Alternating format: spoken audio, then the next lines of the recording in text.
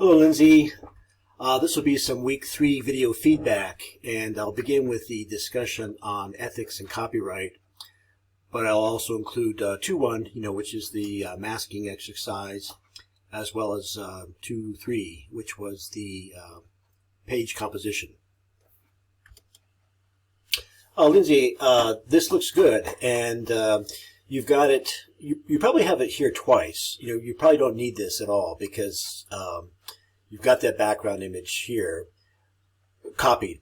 But nonetheless, I can. It's nice to be able to see what it looks like with the background that you so skillfully masked out, and you do have it on its own layer. So I can turn the mask on or off, presumably, or unlink the mask to the image.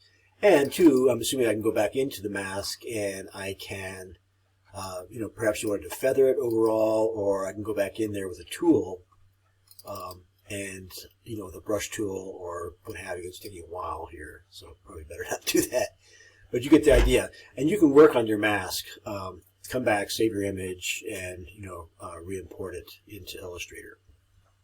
The last thing I wanted to check was the size of your silhouette. So off screen, I'm going to image size, and here's the dialog box. Yep, looks good. Looks 8 by 10 at 300 dpi. A little granulated maybe, but you're not going to be using it that large, right? Nice soft edge on your masking there. That's really nice. Super. Lindsay, here is your Illustrator file, and I'm going to open it up now. I may get some error messages. I just wanted to point them out to you. If you linked rather than embedded, I may get an error message. No, I didn't. So you did it great.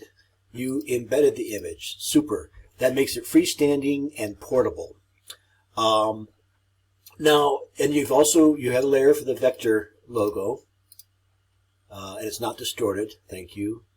And you have a background layer, although it's white. That's to be expected. Now, if you're going to, this is a good beginning arrangement, and I like that you use this large photograph. Hopefully it's high enough res.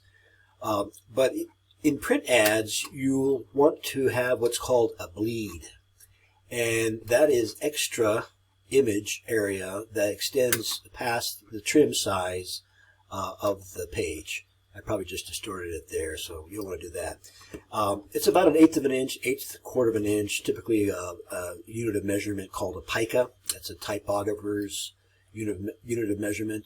But anyway, you see this black line, that's the trimmed edge, and then here is the bleed. But then, that's the beginnings, I think, of a really striking ad, very appealing, very simple, and Zen-like. Great job. Lindsay, I said I was going to approach this first, and I think I went straight to your work. But at any rate, this was a good, solid post, original post. And I agreed, Koons really pushes, well, Ferry was an ethically poor decision, clearly, when he destroyed evidence, from his process. That probably would have, defended him. Or had he asked the UPI photographer for permission to use his poster, or basis poster, on that photograph. And it's similar for Koons, although Koons, I think, does it intentionally to, again, I've noted this before, but his settlements are a small fraction of the price of a single work by him. So it drums up a lot of publicity. Plus, with Koons, that one image, the Frank Davidovich ad, is one of a set of 4 out of a series called the Banality series, I think.